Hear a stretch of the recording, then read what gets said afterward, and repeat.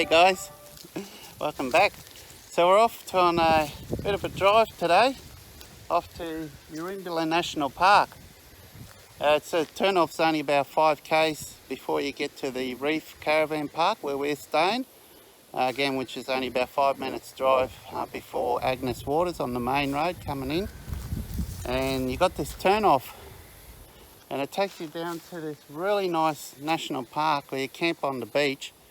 And it's an awesome place to go because it's protected from the southeasterly. So if there's a strong southeasterly blowing, you're very well protected. They'll just get out the way, there's a car coming. So if you're ever up this way in Queensland, Central Coast area, near 1770, Agnes Waters, about an hour and a half drive north of Bundaberg, and you've got a 4-wheel drive, come check out this area. So it's an awesome spot. Beautiful beach, and alright, we'll just wait till these couple of cars coming down. So I'm coming down with Rob from Australian 4-wheel drive and camping, and we've also got Stephen here from FJ. Hey Steve, what's your YouTube channel? FJ Camping and Touring. FJ Camping and Touring. Yep, I thought that was it. So there they are there. So they're dropping the tire pressures down at the moment, and there's Stephen's got this awesome FJ. So both these vehicles are very capable vehicles, as you can see. They're very well set up. My Pajero is still back at camp. I was nearly going to bring me Pajero, but then I thought, what's the point having? There's only 3 of us, so no point really taking the 3 vehicles. So after we've had a look down here, I'm going to go down and show them Deepwater National Park. So I'll probably go down as far as Wreck Rock camping area, and that's another nice camp area if you're in the area and you've got a 4-wheel drive. Check out Wreck Rock as well. So our first stop now, we've just stopped at a bit of a lookout here. So we haven't driven too far, we've probably only driven a few k's.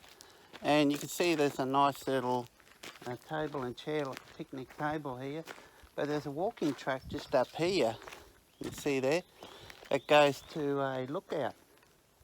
And to be honest guys, there's so many times I've come here, so many years I've come here, I've never ever been up this lookout here. So it wasn't very well known. I did know about it back then, but it wasn't very well known. But obviously, I mean, they've got signs here to inform you more about the track now. So we're going to go for a walk up there and have a look at the lookout. So you can see it's an 800-metre walk.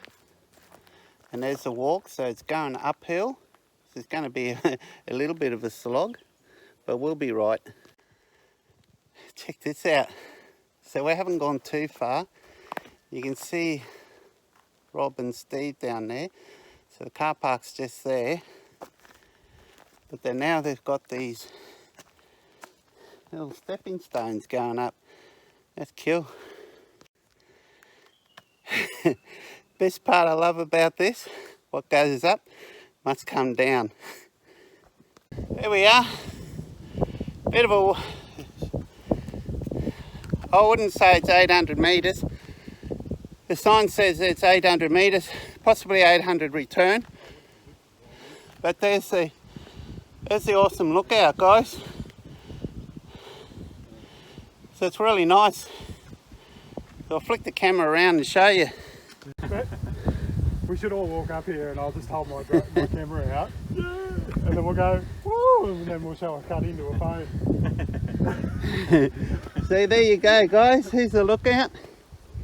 It's quite nice. So you can see the beach out that way. Right out that point there. Okay, so 1770, you can see 1770 right at the end there. That's 1770 there. And where we're going to go soon is up along there. There's a campground there just behind those trees, which is quite nice.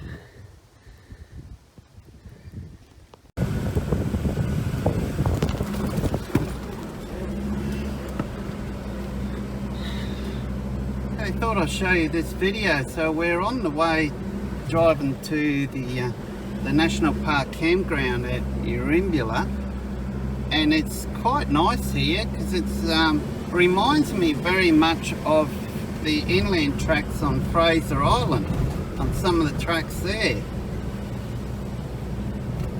So it's really nice. And you got, oh, there's one of those what do you call it, bush or scrub turkeys. And he's gone now, so you can see that. Look how nice and green it is. The track's in pretty good condition. It's not as soft as what we thought it might be. I think that's because we had a bit of a rain here before. If you look in the back here, you should see Steve is following behind us somewhere there. There we go. Looks like we're just about arrived to the so this is yeah guys, this is private property, as you can see here. What that's all about is there is a couple of private houses here. There's a couple of families that live here, and if you look on the map here, see that white area? That's where we are now. That's private land. Okay, so these folks would have bought this land before it was designated a national park. But what they've done, so we're driving through private land at the moment. So what they've done is they've allowed access onto their private land, so you can get to the campground. So you guys that come here, please do the right thing always. Okay, and look after this land so it remains open for future generations. So here we are guys, we've arrived at the Eurimbula National Park campgrounds. So behind me here, they've got like a shelter here. It's a decent sized shelter, as you can see. There's a tank there, but yeah, it shows there not to use that tap, so there is a tank there. There's a couple of campgrounds down here behind me. We'll go and check out the campgrounds soon. So, and right behind me, just over there behind the vehicles, you can see the vehicles here, that's the beach there, and that's called Bastard Beach. We were over there, going along there on the Lark yesterday, not on this beach, but just off it, and we went to a beach further up there. But we might go for a walk up here, and there's, if you get here, I reckon one of the prime camping spots over here, guys, is right down here. There's a couple of campsites here, if you can see. And you've got good water views here. So check this out. So this guy here has managed to pull his caravan through here. So you can technically get a caravan through here. And there's another little creek there just behind me. So you can see there's a camp spot just here. So that's a camp spot right there. And have a look. You can see just to the right there, on there's a beach along there. And just over this guy with his little kayak. And just over there, look at that. Oh, that's, hang on, we'll flip the camera around because that's overexposing for the beach there. So only about 6 meters behind me is where you can set up your camp. You've got a rooftop tent or something. You've got these awesome views. And you can see how well protected it is here. Like I said, over here, it's really protected here when you've got strong southeasterlies blowing. Now there's a lot of mud crabs in here, but this is a protected zone, so you can't get the mud crabs here. If you do, you'll cop and you get caught, you'll cop a $3,000 fine. So you don't want to do that, and probably lose your vehicle and anything of the equipment that you used as well. But you can fish. There's no problems fishing along here. When we were going across there on the Lark yesterday, we saw a lot of queenies, and I mean just under 1 metre long. There's heaps of queenies in the shallows along here at low tide. So check this out guys, this is that creek here, just at the end of the... So that campsite we just come into there, that's the very last campsite you'll come to if you drive all the way up right to the end. So you can see how beautiful that is.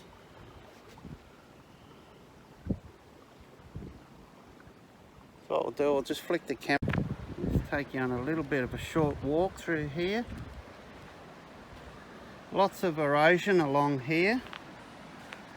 The banks used to be a couple hundred metres way out there, and it's all eroded back.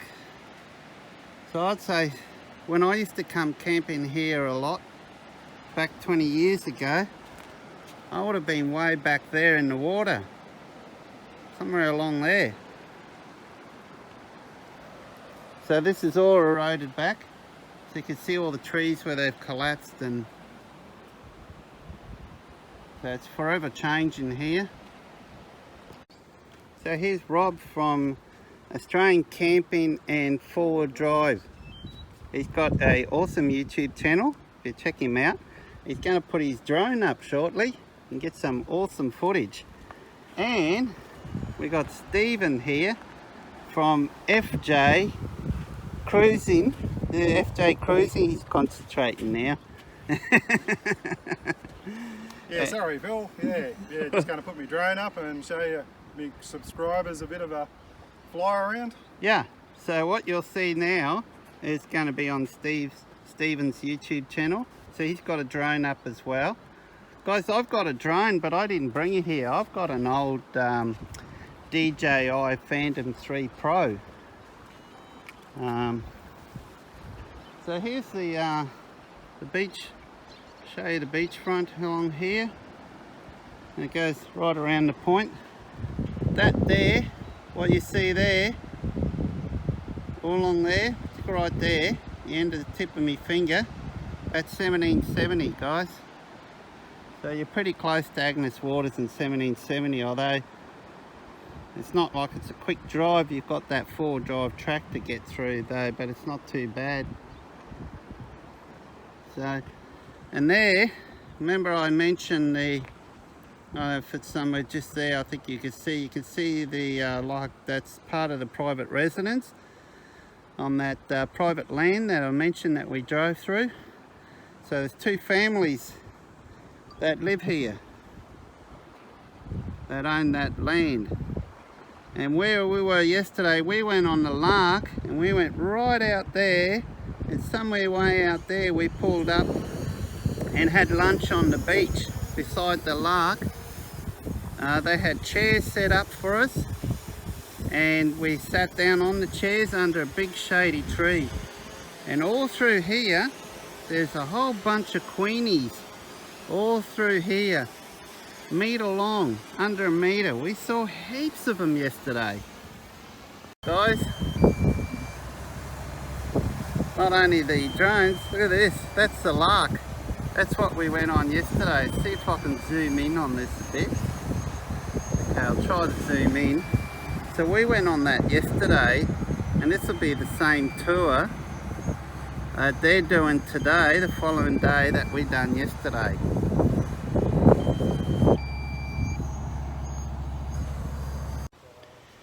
So you can see right behind me, guys, they've got the facilities here as well, so there are toilets here,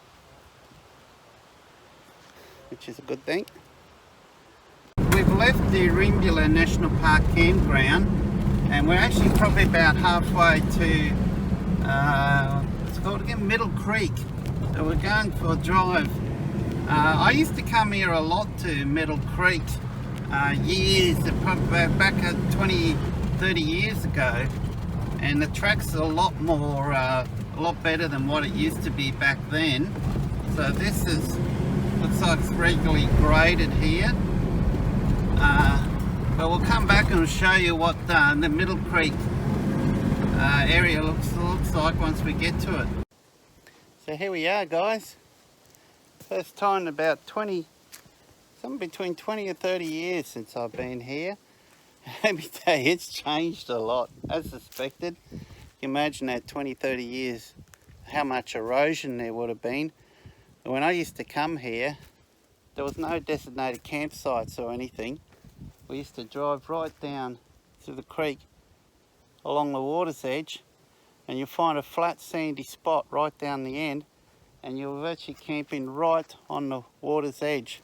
But now they've actually got designated campsites here now. Check out this, fire pits. Okay, look at this nice flat camping area. It looks like there's quite a few here. There's about 6 or so here. There's a few people with boat trailers. Awesome place to bring your boat through here. And see another campsite with amenities there.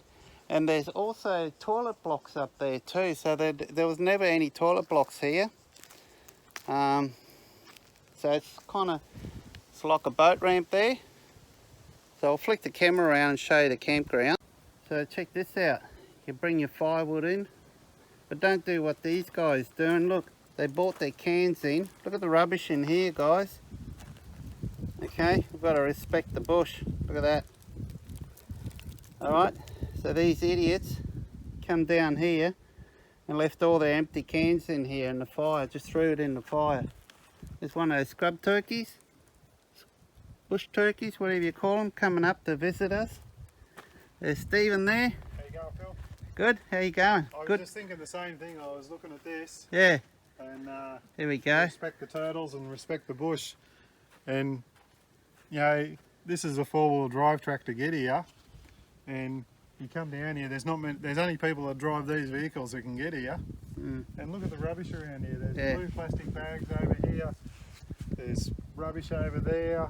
Oh yeah. We'll have a bit of a clean up. I think Yeah. Rob's got some bags here before Yeah, we go. Rob's got some bags here, so I think we're going to do that. There is a lot of rubbish here.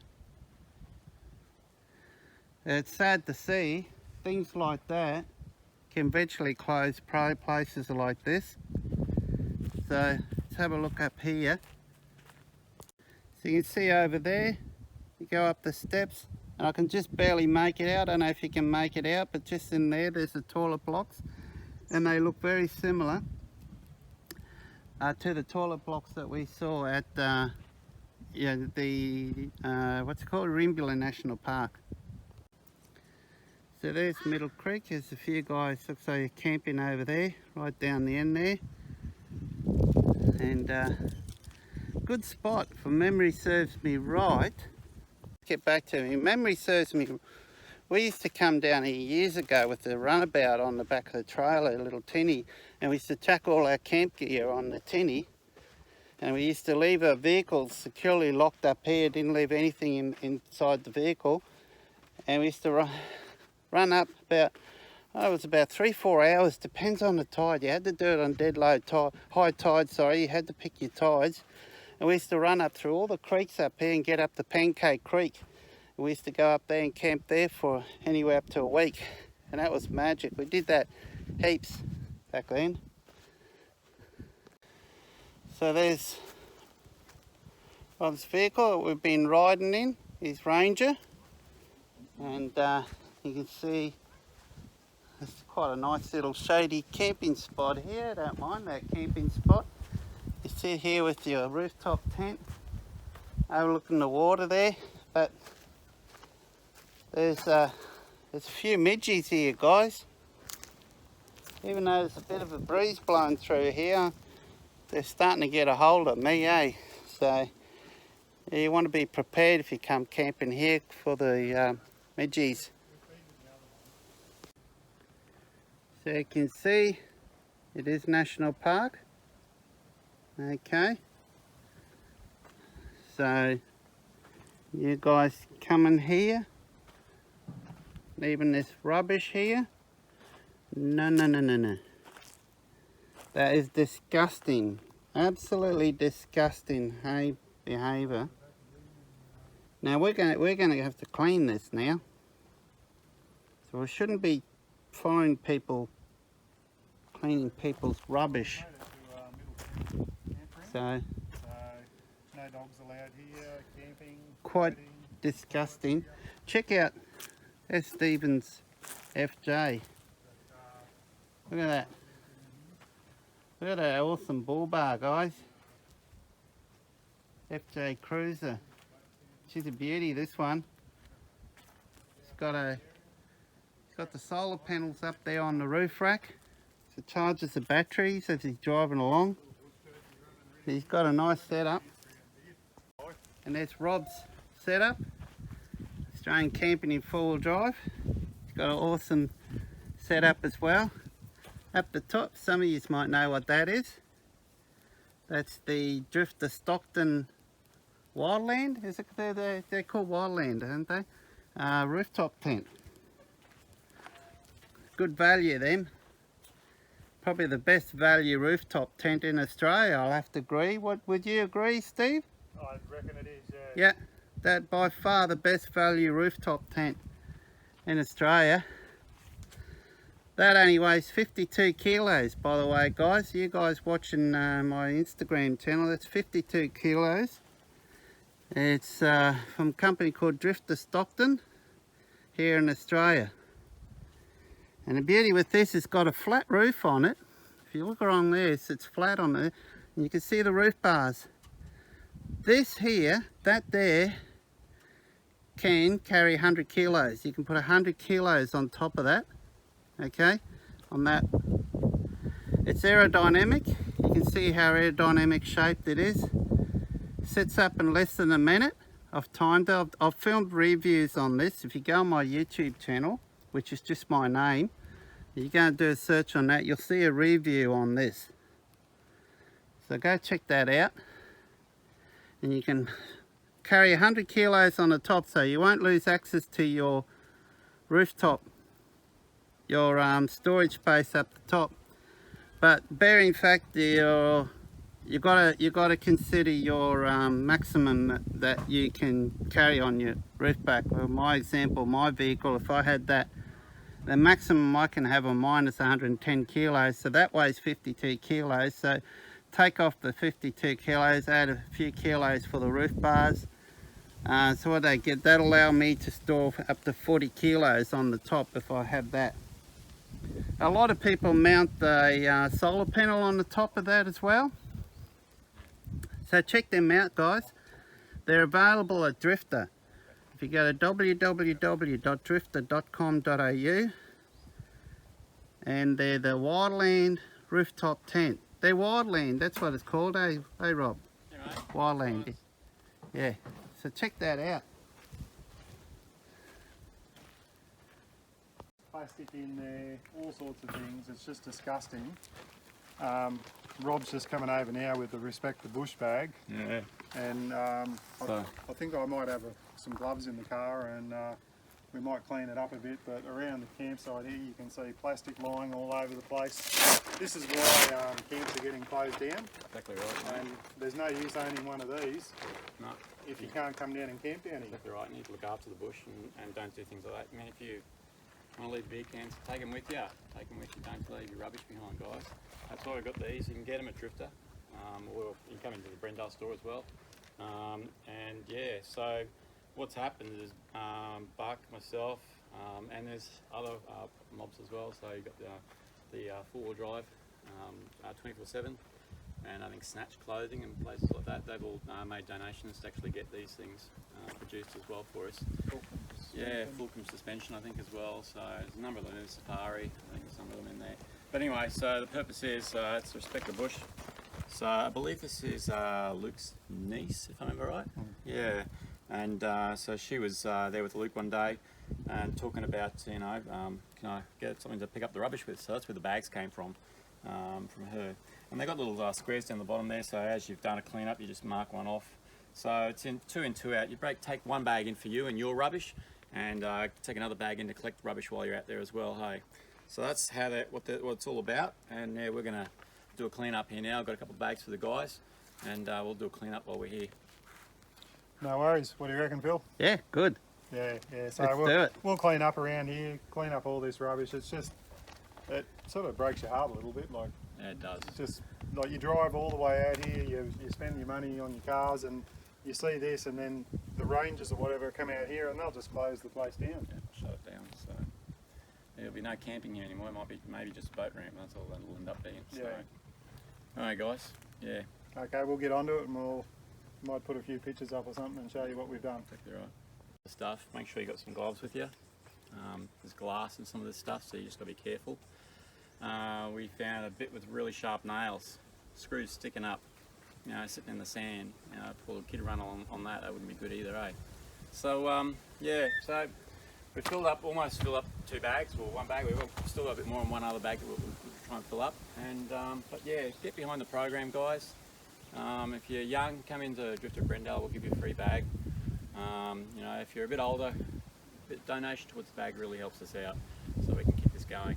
And yeah, if we can do this, keep all our campsites open, and it'll be great for the younger community, and they can, you know, come out here and experience places like this instead of them getting shut down. So yeah, if you get the opportunity to, drop in and grab some of the bags. Really appreciate you helping out. All right, guys.